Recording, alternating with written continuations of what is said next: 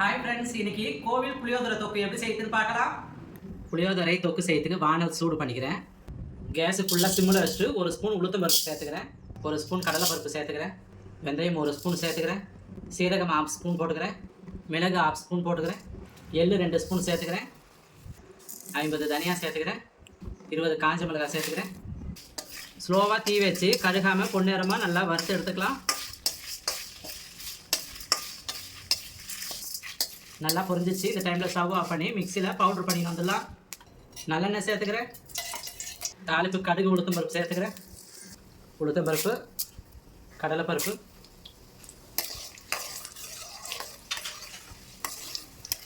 இப்படி கறிவேப்பிலை, மஞ்சள் பொடி, பெருங்காய பொடி, தேவையான அளவுக்கு புளி தண்ணி சேர்த்துக்கிறேன்.